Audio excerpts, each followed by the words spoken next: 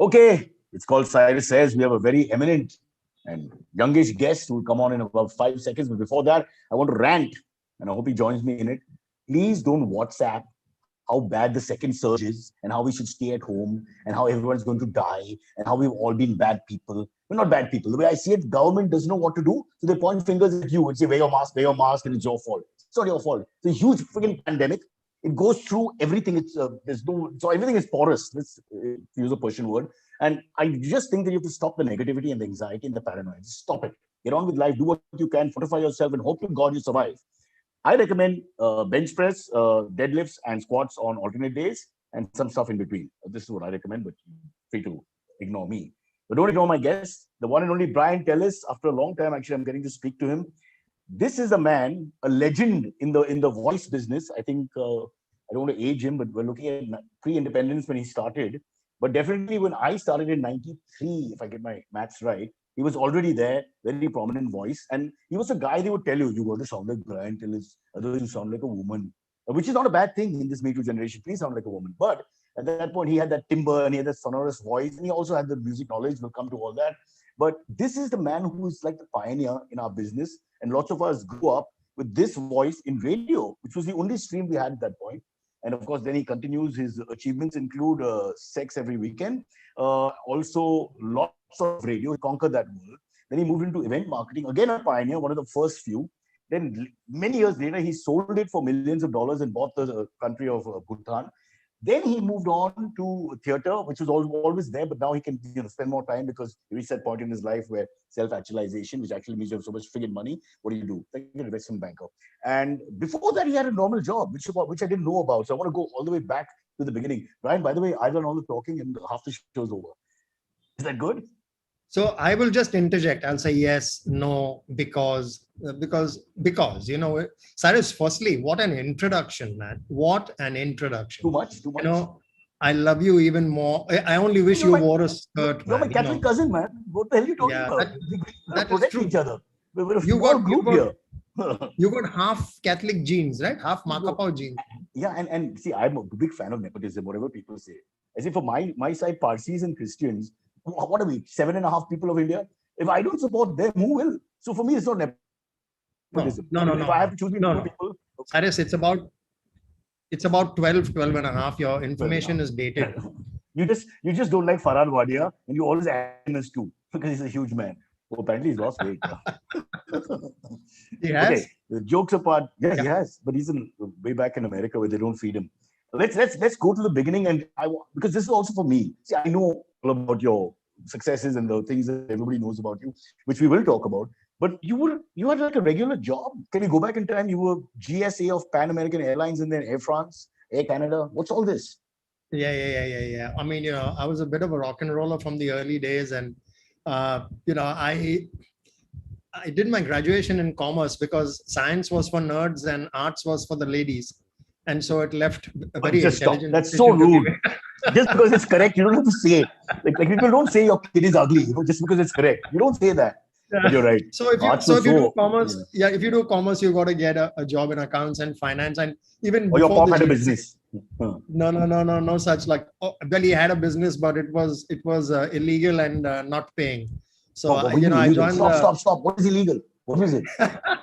We'll take that offline. Alcohol? We'll take that offline, Cyrus. Will he get raided? Would you get raided? No. Most certainly. Yeah. So I mean, I actually started on a princely salary of 300 per month with a pharmaceutical company actually. Well, the salaries have come back to that, by the way, in this present. And the second year they doubled. Just in case you think I'm not good at what I do, they doubled my salary to 600 rupees. Can we know the name of the pharma? Yeah, eMerck back. Oh, that's a huge company. Yeah. Yeah, it is. So yeah, that was it. And then of course, I got contacted. I mean, I love travel. All of us do. And so Firoza Godrej and Cyrus Shroff were running the GSA for Pan American, and then I joined them, and we used to work out of the Oberoi Hotel, and down the corridor was Air Canada, and so it was and so over a conversation in the washroom, and we won't discuss that further with the finance. Some of the great moments in human history have happened in the urinal. We won't discuss that further, Cyrus. I got propositioned with a job in Air Canada. So that was it. Air Canada into Air France, and took me up to around 93, December of 93, by which time, as you mentioned earlier, Radiohead Radio. had kicked in. Yeah. And you were So the yeah, that was, you were the sorry. Times, the face is the wrong word, the mouth, the voice of Times now, of Times Radio. I can't remember the Yeah, name. it was Times FM at that time. You guys had the most hours, if I remember, right? Yeah, there was one in the morning that I used to host between 9 and 10. And then there were, I think, a couple of hours in the afternoon/evening. Yeah, I think there were a couple of other players. But again, I think culturally, our people, our tribes do grow up with a lot of radio and music in the background. Not to say others don't, but when we started in '93 with privatized radio, and you were like the founding father, so to speak. What did you think? Because it was very exciting actually, because like the rest of us, we grew up on the Casey Kasems of this world. Music was not easy to come by. So when you traveled, you came back with cassettes, which were invaluable. And then later you came back with CDs, which were even more invaluable, and things like that. So, friends of mine would record radio shows of the likes of Casey Kasem. And when, they announced FM in India, the people who were scouting for talent were looking at two things: people who speak endlessly like you and me, and people who probably knew a bit of music. And I'd like to believe I kind of qualified there. And Mishal Verma. Yeah, he used to do this. Good-looking guy. Yeah. For radio. Yeah. I'm still in touch with him. He bases himself out of Singapore. Yeah, he sounds like a voiceover artist. If you talk to him, he's like, oh, Cyrus. There's no one's paying him. And why not? And why not? And why not? Yeah. Hey, let's segue for a second. You're famous for the nasal twang, which a lot of people have copied, let me tell you, and not only in the English language. Is that a learned thing, or is that the way Brian is? What's that all about? No, it's just me. I've got this. It's just me. I've got this nose. I don't know if you can see the profile, and it plays a large part in who I am, including my voice. So I can't do shit about it. So that's who I am. So even during, let's say, orgasm, do we have a nasal sound, or how does it go? Yeah. It's a nasal sound. I don't betray myself. I'm, what you see and hear is what you get. So. What an awkward question, an awful question for any anchor to ask. I apologize completely. Should never happen again. You sound so apologetic, Cyrus. Honestly, you endear yourself to me. And, today, you're irresistible, brother. I mean, you're irresistible. With clothes on, you are disgustingly attractive. And without clothes, my goodness. Man. I'm just facing the COVID situation head on with nothing. I just got headphones and that's it. I'm taking it on. But, it's very romantic. Yeah, sorry. Go ahead. Go. I was wondering if there was anything attached to the head-on phrase that you said, but ouch. Our podcast ends. We don't go gardan ke niche, whatever happens, for many reasons. No, I'm just saying it's a very romantic phase. I'm thinking back to '93 when it happened, and like I said, we grew up with the BBC radio, this and that. And we would play. We would catch all kinds of stations, the Binaka Hit Parade, and this and that. So we had Radio Ceylon. Radio Ceylon. What a lovely word Ceylon is. I wish, with due respect, we kept that name. Radio Ceylon was huge, and I'm just thinking, suddenly for us, that generation, radio would play such a big role to suddenly be the architect of radio. That happened in 24 hours. Someone like you as well. So wasn't that like just a lovely time for you? You suddenly got this mic and you're talking to people, and people are telling you, "Hey, Brian, I heard your show." Take us through all that.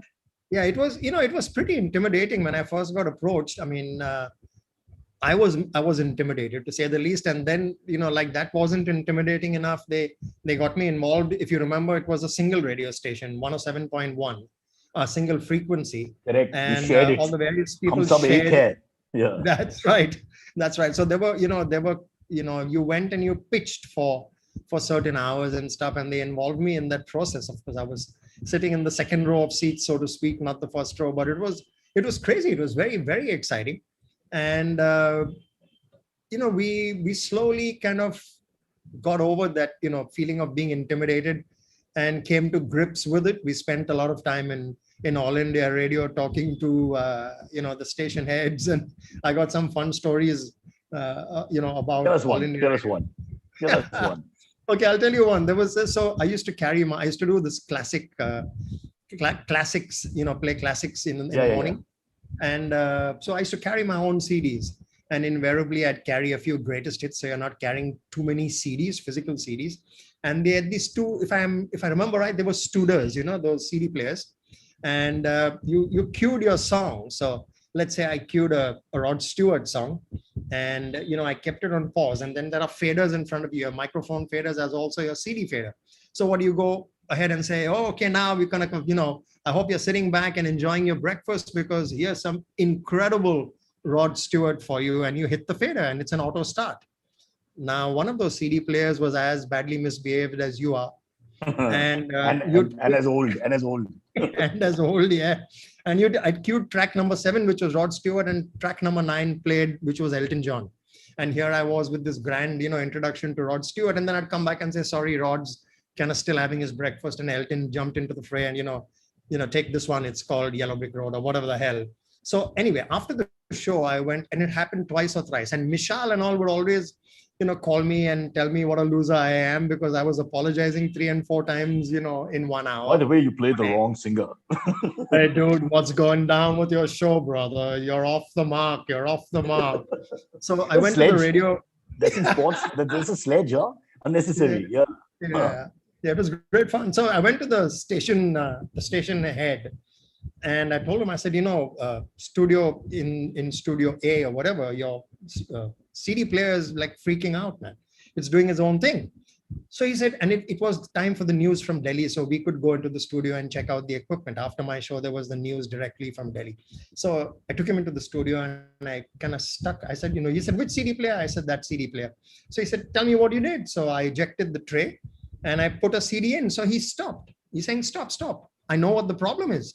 So I'm going, man, this guy's Einstein's daddy, man. I haven't even pushed the tray back. So I said, and what is the problem? He says, man, you got to turn the CD. So he has turned the CD so that the print on the CD, the written print faces you. He says the print and the names of the songs must face you when you close the tray. Then it won't happen. Cyrus, this is the truth. This is the truth. This podcast needs a tutorial now, because all the listeners who are under 25 have to first figure out what technology you're talking about. Then you talk about facing which way, which is not an option on the online world. So, wow. But was that correct, or was he just bullshitting? Are you kidding me? Are you kidding me? It was ridiculous. I gave up. I said, oh, right, man. Thank you so much. What do you say to someone like that? I mean, he was a nice enough guy. Bejal. I even remember his name. He was Bejal. Shout out to Bejal. Really nice guy. I had a similar, we had the 7 o'clock slot. So we had a couple of similar stories, again, to do with not management, but the real people who run it, the tunes.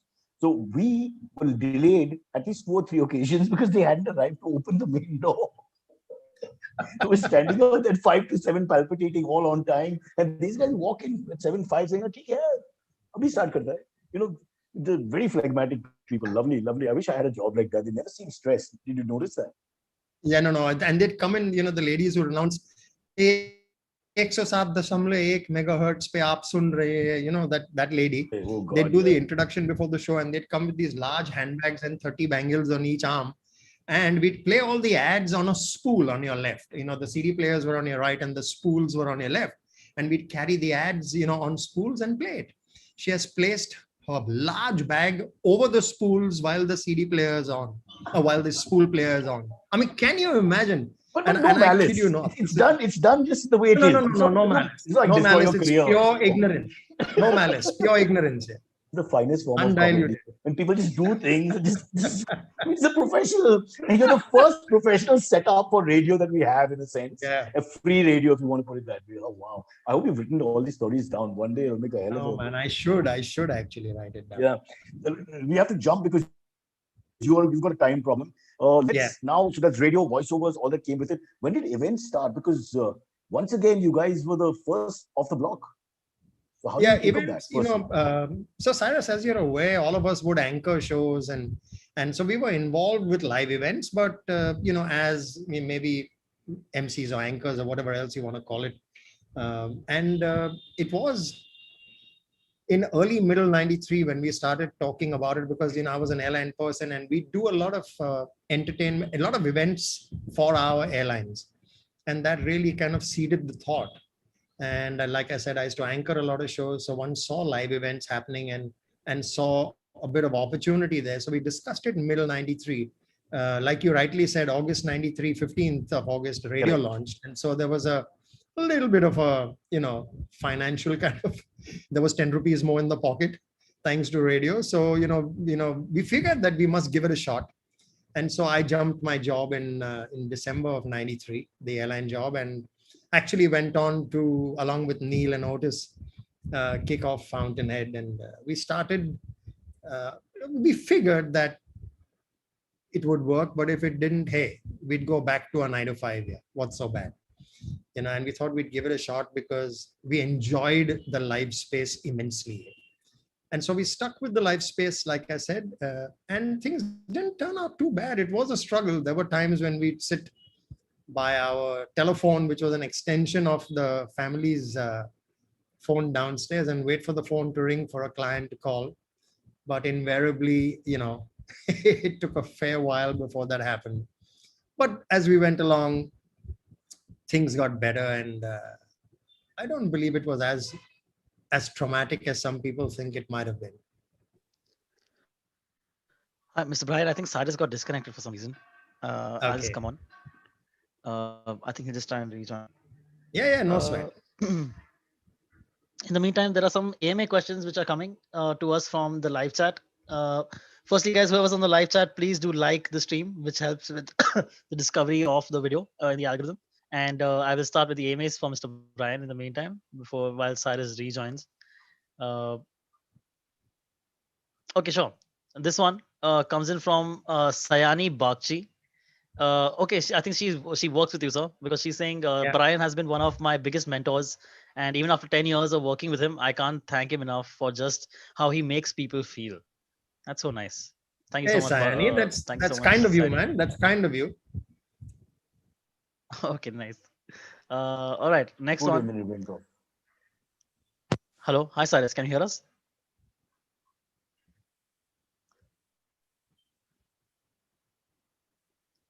Hello. I don't think you have him. Okay, this one comes in from Karan Sethi. He asks, what is something that one doesn't know about being a voiceover actor or artist? Sorry, say that again. I lost that. What does... You mean... Hi, Cyrus, can you hear us? There is some problem with the internet now, suddenly, I think, Cyrus.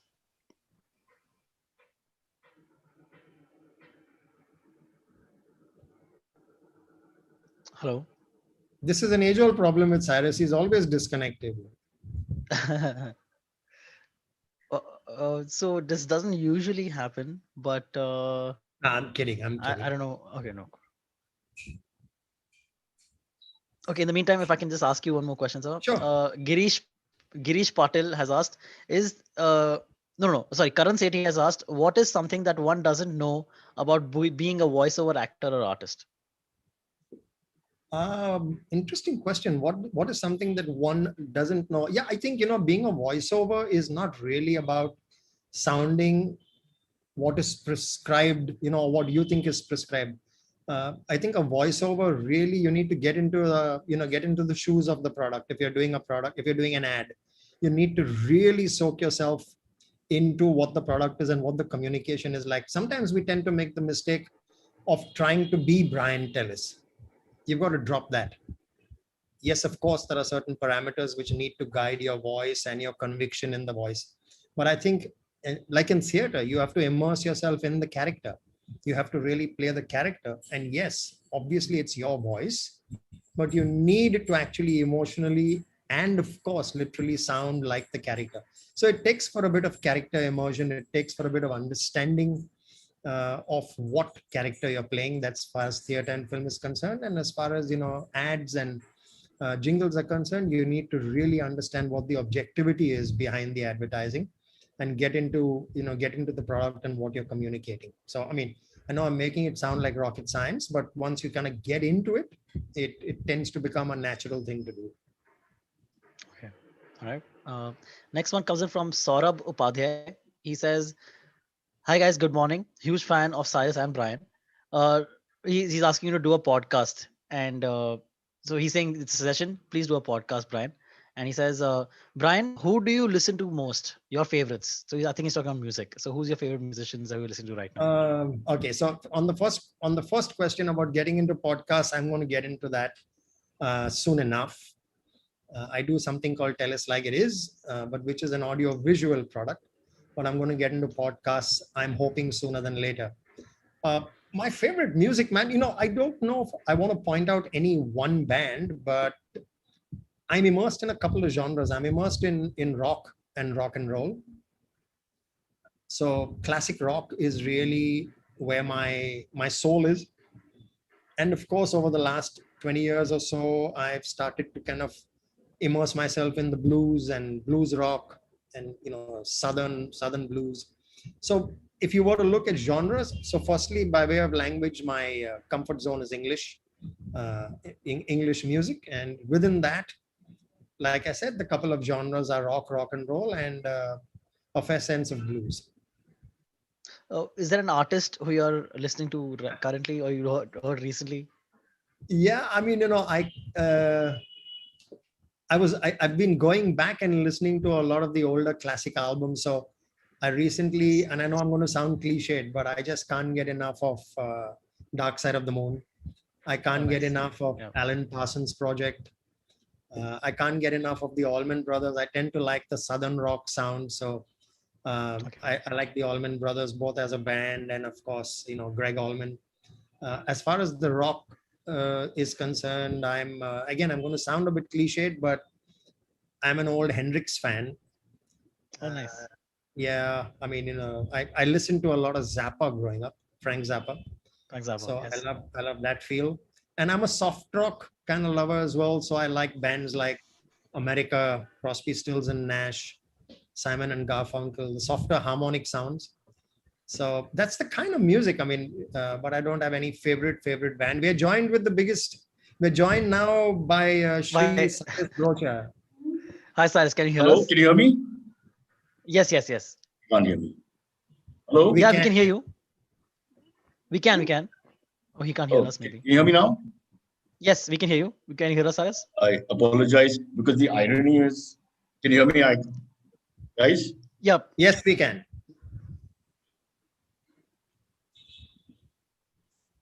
No problem, Cyrus. Apologies to the people joining us on the live stream. Internet connections can't be helped. Okay, I'll get to. Hello. Fine. Cyrus. Hello. Okay. Hi, Cyrus. Hello. Cyrus, can you hear us?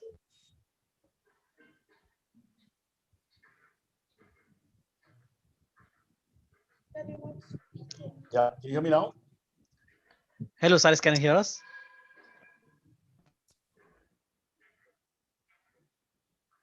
Cyrus, now we can't hear you either.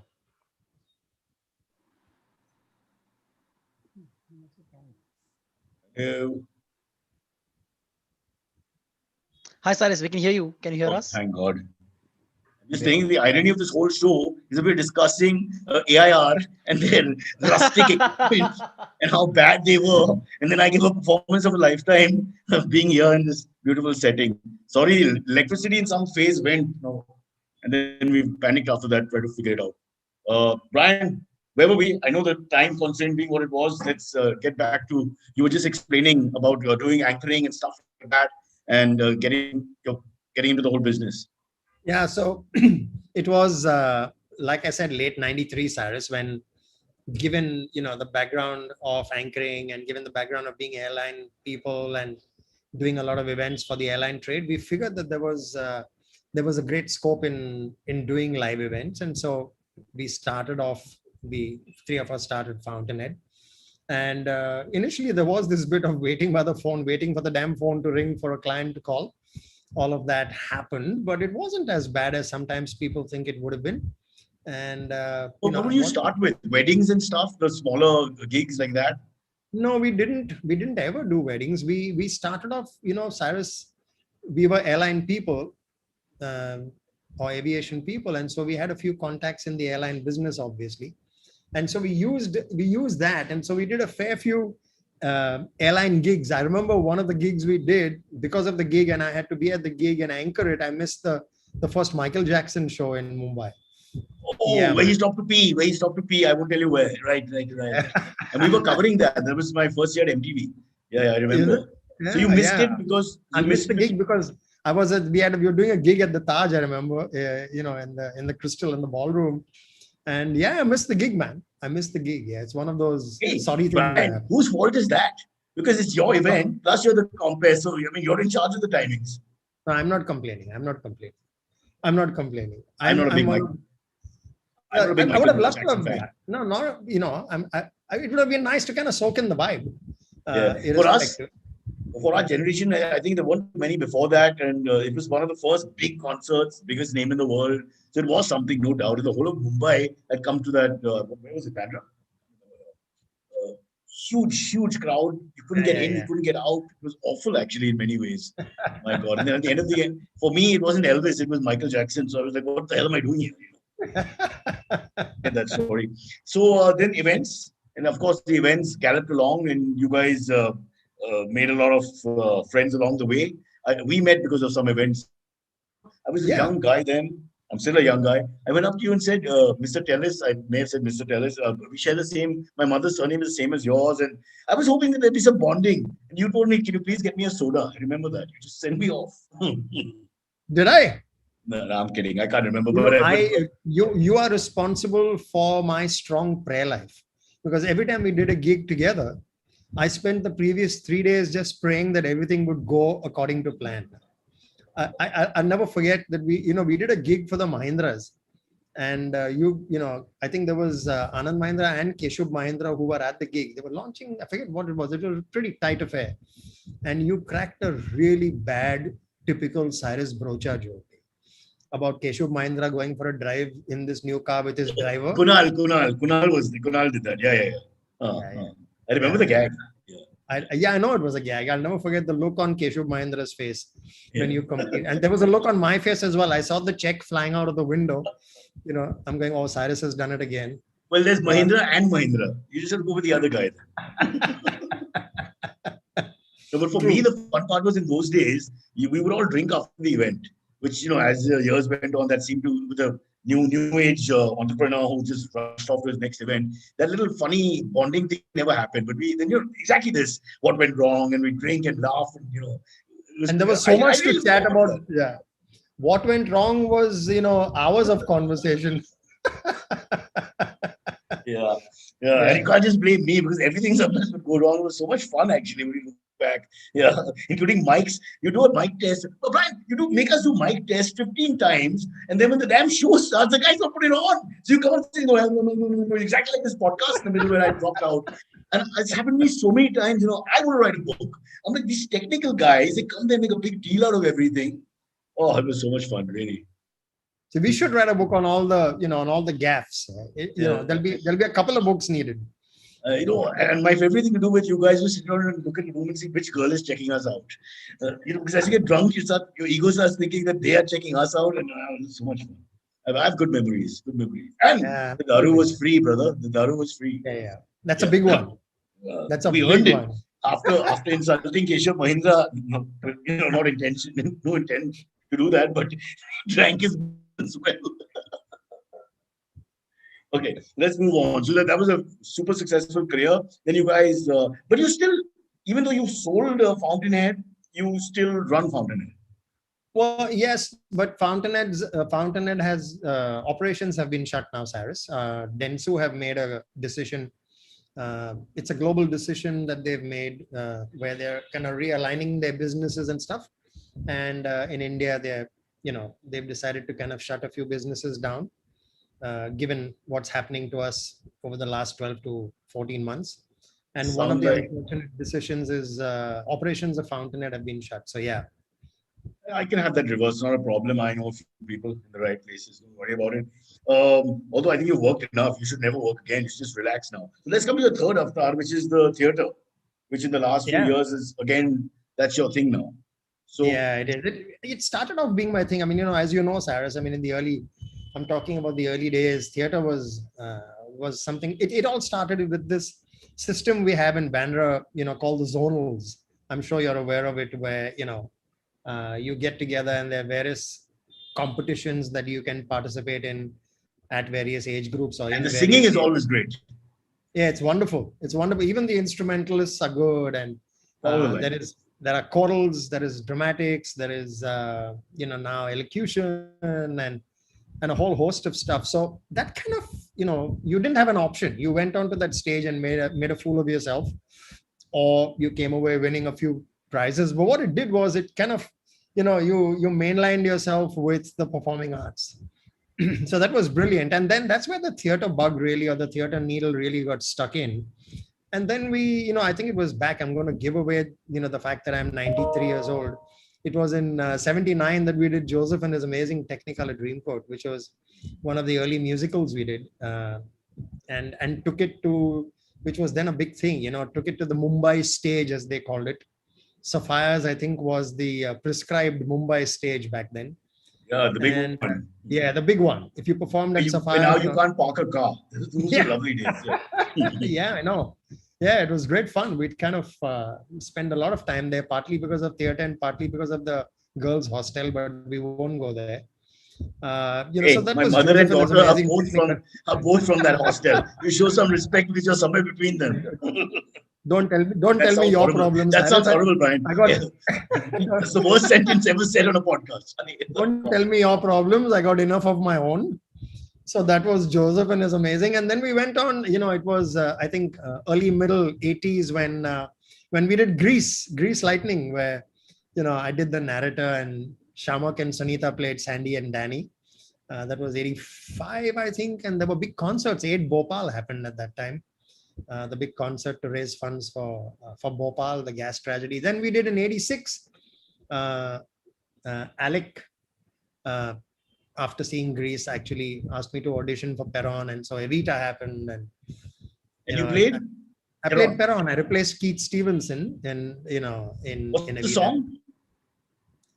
No, there are various songs. I mean, there was, yeah.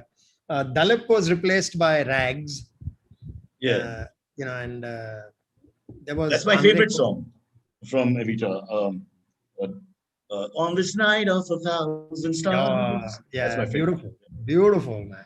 What a song. Yeah, so Evita came along, 86 or thereabouts. And then, of course, work took over. And while theater happened, it was not the main focus. But more recently, over the last 5 years or thereabouts, thanks to Disney, Beauty and the Beast happened. And there's a fun story there about how I got involved, but that's quick. Tell us. We still have time. I know you're cut off. Tell us. No. So I got called in actually by Disney, and I thought they'd called us in for an activation job or an events job. And I asked, my buddy Vikrant, I didn't know him well at that time, Vikrant Pawar. I said, should I bring in, what colleague should I bring in an activations? He says, no, you come along. I went there. I didn't even realize they'd actually called me in to ask if I would audition. I thought they were calling me in because of the agency work. And that's how I auditioned. Of course, then that role happened in Beauty and the Beast. You're the same, right? Yeah. I played a character with Bugs, actually. Bugs and me. Lumiere I played, and Cogsworth, he played the clock and the candelabra. So it was great fun, actually. It kind of re-injected. After 40 years in the business, he plays a clock and a candelabra. Wow. Yeah. That's life. Yeah. This was it. And then more recently, we did a ground-up original Sing India Sing, which Rahul and Bugs wrote, and Clinton did the music. So the needle is still in, my friend. The theater and musical needle. Here's the worst question to ask anyone. So what is Brian Tellis then? Is he the radio guy that we all go up to, or is he this event guy, natty businessman who pushed the event industry forward? Or is he the actor, the lost artist, the singer? It's a good question, but I've never thought of it. I've just been the kind of person who goes with the flow. There's been no master plan, and I'm being brutally honest. I don't want to pretend to be anyone I'm not. There's been no master plan. I've just gone with the flow. I've just followed my passion. I've just done the thing. Even now, I'm no more connected, with operational events and stuff like that. So I'm following my heart. I'm, probably going to be podcasting a bit, like I mentioned earlier, and creating Which stuff. is anyway an extension of radio. So it's like honestly. No, It's so right. just So you then in the you, 2021. yeah, yeah.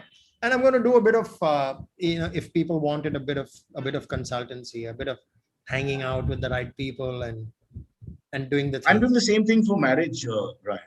You People who are. have struggling See, marriages, we they can come to work me. together. We can work closely together. You break up the marriages, I will bring them back together. Absolutely. Let's Yeah. work in tandem. You be the clock and I'll be the candle, bro. Correct. We'll work Simon and I'm telling Garfunkel. you, we'll work out a business plan. And looking at you like this, man, my marriage is close to breaking up, dude. Let me You're tell you one sexy thing. enough with clothes on.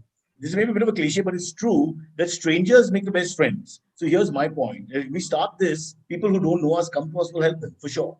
I just can't help people I know because then, I just feel like doing mischief. I don't know if you think the same thing.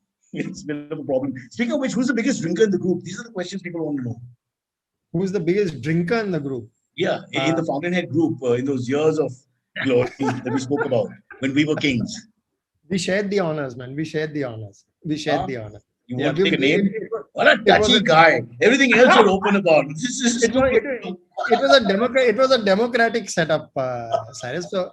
So we shared the honors. But well, I don't know if you're aware. I've become the most boring old man now. I'm I'm off the juice. Yeah. So am I. I'm So am off, I. So hence we start the marriage counseling thing. Was the first thing we tell the guy stop drinking. He'll say, "Well, stop drinking, I'll leave her." But they'll have you. Okay, Brian, because we need to get the questions in, and I've screwed up with this stupid technology issue. Apologize to everybody. Again, Cyrus. Again. Yeah, it's just on my thing. I'm Sabyasachi gone wrong, as you can see. So we'll call in our producer friend Silvery, who's from another generation, but is following in your footsteps in a sense, because you probably could have gone into stand-up comedy and all if it was there when you started, but you chose, to go wherever you did. But he's somewhere in the family. He's a young comedian who's also a producer to earn some money. And although he looks like someone running a separatist sort of army, but we won't go there. Sir? Yes, sir. Hi. Good morning, Brian. Good morning, Cyrus. Let's get to some more AMA questions. We've already covered a couple earlier. This one comes in from, so there are two similar questions, one from Karan Sethi and one from Girish Patil. So I'm just going to read them together. Karan Sethi asks, what are Brian's thoughts on Man Ki Baat, and how has radio impacted politics? Also, how has politics impacted radio? And what Girish Patel asked is, what Girish Patel asked is radio in India free of political influence? Yes, please. Yeah, they are intertwined. But before you answer that, now when I think of it, it's a fair question to ask you. It was a naughty question, but it's a fair question because you're also judging as someone who, someone's in the field, whether they're a big name or not. Cyrus, you're aware of this on radio, at least on. I'm just waiting for your answer. No, they don't allow you to be political. They don't allow news. You know that. No, they don't. On FM. They don't. So your opinion, you need to keep to yourself. So personally, but Man Ki Baat, what do you think? Have you heard it? No, I haven't. Why not? I'll listen to it now that you're egging me on.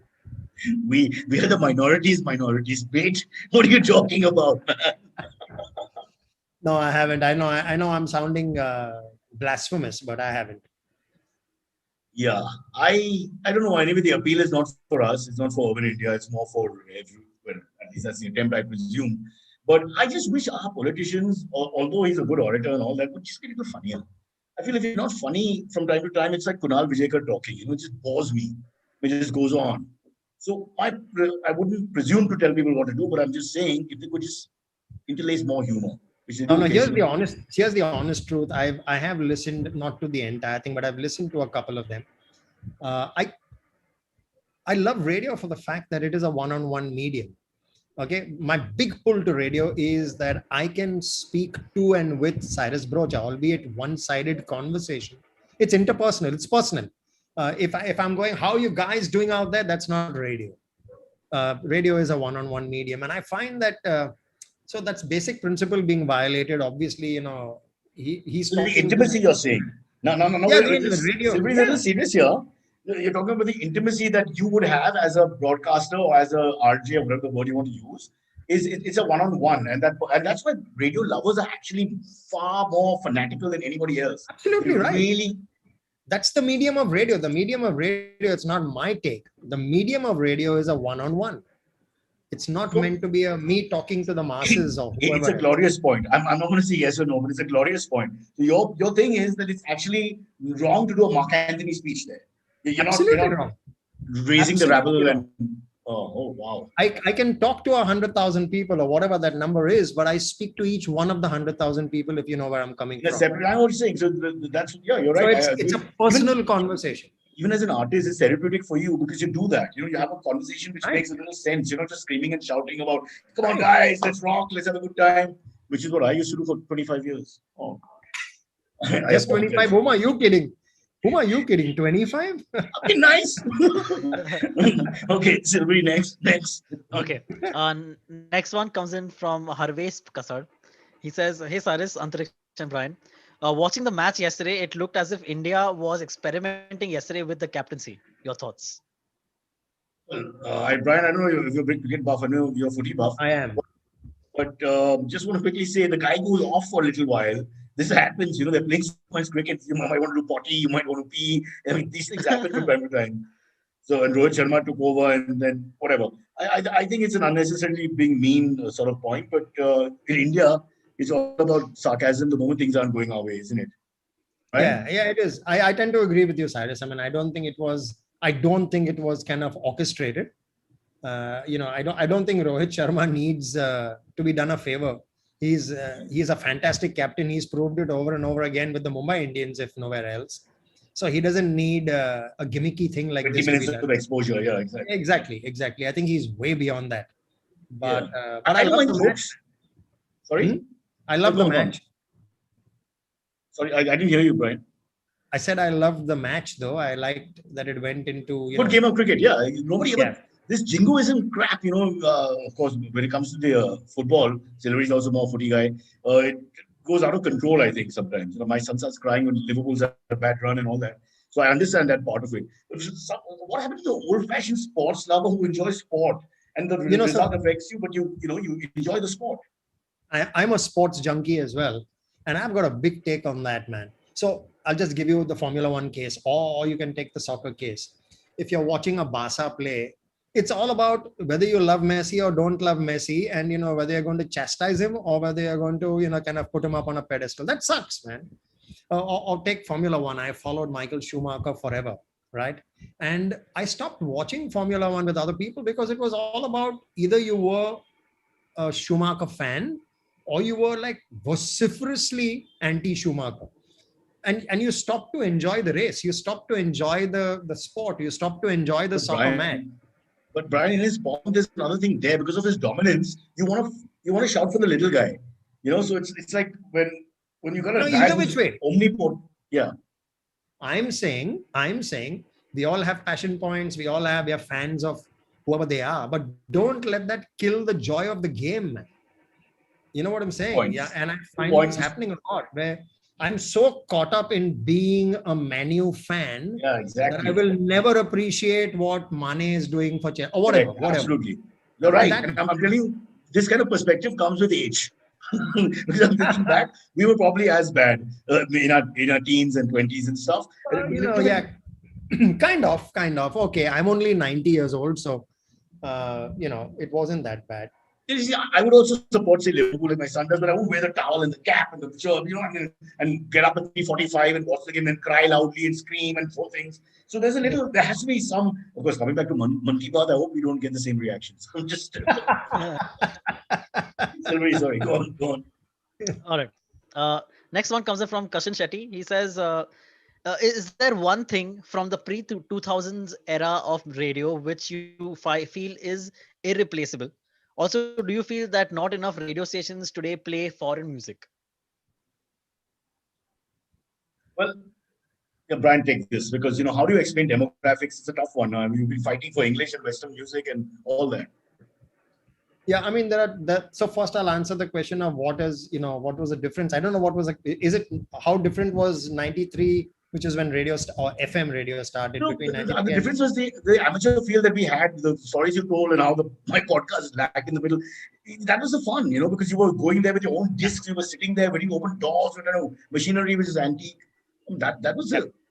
Come on. Those were the joys of, the early radio. But for the listener as well, I think radio was great fun because no more was it only the prescribed hits. I mean, I'd play the classics in the morning. It wasn't, your popular I am young now a music. classic. True. Stop kidding yourself. But yeah, I mean, so that's the one thing. The second question was about English music. I do believe.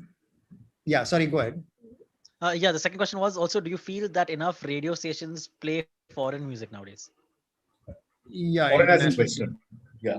Yeah, international. Yeah. music. I don't believe that the segregation should be foreign or English or Indian.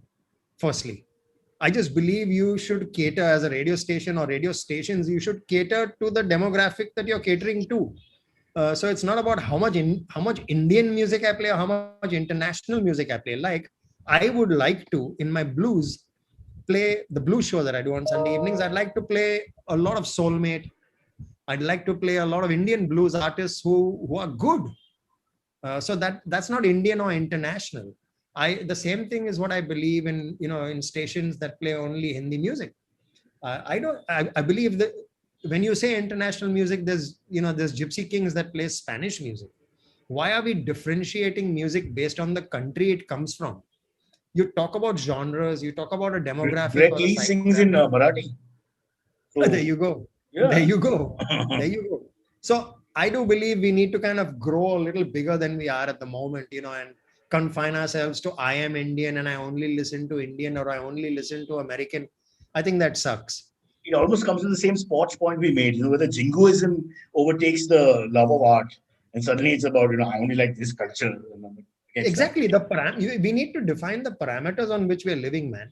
I am Indian, but I am a global citizen, for God's sake. And I'm not trying to sound all very fairy. I'm living in, yes, I am defined in this Indian geography and I have an Indian passport and all. Yeah, sure.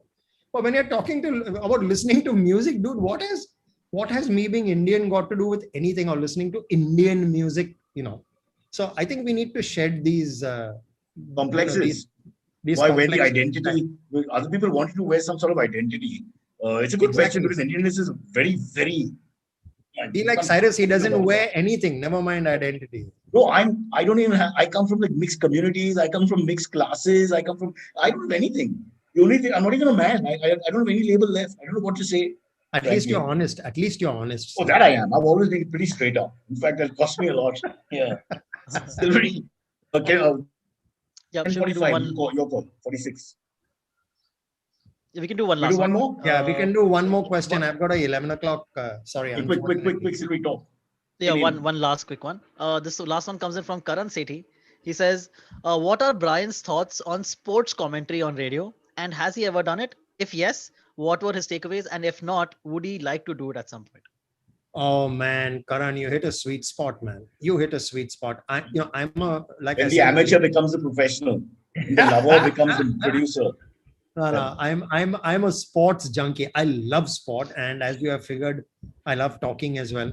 So I would love to explore being a sports commentator. I don't know what potential lies there, but I would love to be a sports commentator. I can still remember pre-television days when my dad would listen to cricket commentary on the transistor. And, the spoken word tells stories, man. I believe commentators need to tell stories. This is radio commentary. And I can remember, Australia was taking the mickey out of England. And there was this English commentator who said something. And I remember the phrase. He said, and the hungry vultures of the Australian bowling attack now, hovering over the dying carcass of the English batting. Australia was whipping England's ass, with their bowlers. I believe commentary is an art form, man. You need to paint pictures. Of course, I'm talking radio commentary, but even television commentary, sometimes I listen and I become a bit of a cynic because I think they're so stereotyped. I'm not generalizing. There are guys who are really good. But what you need to do is, you don't need to say, here's Kapil Dev coming in right arm over the wicket, bowling to, hey, dude, I can see that. Yeah, you need to be telling me stuff about the game. You need to be telling me stuff about where the game is poised at the moment and what difference Cyrus can make, with his batting, or, what difference Kunal can make. Brian, if you listen to AIR now, and I do when I'm driving and a match is on, especially because this T20 culture means everything is 7 o'clock, 8 o'clock. and they do this English Hindi mixed feed. I've spoken about it before, but it's beautiful. You're talking about cultural identities and all. They have to speak to each other in their language, and the conversation is bilingual. So imagine you're in Hindi, I'm in English. So it's like, sir ji, whatever, and the other guy starts talking in English, and if you don't understand both languages, you don't know what's going on. It's just fabulous. But that's cool. That's cool. I mean, I think that's That's that's India. fun. Yeah, exactly. That's India. Well said, man.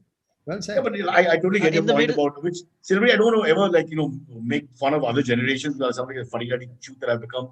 But the romance of the cricket commentary or any other commentary that we grew up on or which we had right up to 20 years ago was just so fantastic, right, Brian? It just like as you Absolutely. described, vultures hovering over the carcass of I mean the poetry and all that comes with that little subculture. Yeah, yeah. That's gone. That's sort It's of gone. storytelling. The storytelling of the spoken word is something that we've kind of forgotten, man. It's all about how you look, and sometimes we suffer even in that department. But it's all about how you look and whom you're hanging out with, and beyond the point, no one cares, man. And I think that's a change. I'd love to do some. I'd love to do some commentating, on sports. That'll be fun. Yeah. I hope I've answered the question, but even if I don't, I think that's a wonderful area. I, for one, kind of tune in very, how should I say it? Tune in really well into the commentary and into whether it's television or radio. I think we've lost Mr. Broacha again. yes, I think we have lost Mr. Brocha again. So I'll thank you have so to much, jump. I'll Brian. have to jump ship, my friend. Yeah, no problem. Thank you so much, Brian. Thank you for being on the Cheers, show. man. Thank you for agreeing to do this. And very lovely for you to sit Cheers. and It's been fun. answer some Tell of me, these man, questions with us. anytime. I'm a Thank you. sucker for things like this. So let me know. Awesome. Thank you so much. Thanks again. Thanks again, mate. Thank you so much, sir. You can Okay. go. No Bye. worries. Bye. Thank you to all our listeners. I think we'll have to end the live stream here. Cyrus is gone again, sadly. And please follow us or please subscribe to our channel. Please like the stream if you haven't. It really helps with the discovery of the video. And please also follow us on the podcasting apps. That is the Spotify's and IBM podcasts and Apple podcasts or what have you. Please rate us and review us on Apple and Google podcasts because that helps a lot. And thank you so much. Thank you, Cyrus, Brian. can just Can you hear me? Brian is gone. Brian is gone. Brian's gone. He had to leave. But Right. it's good. It was perfect. Like he finished his answer and all, Okay, great. then went.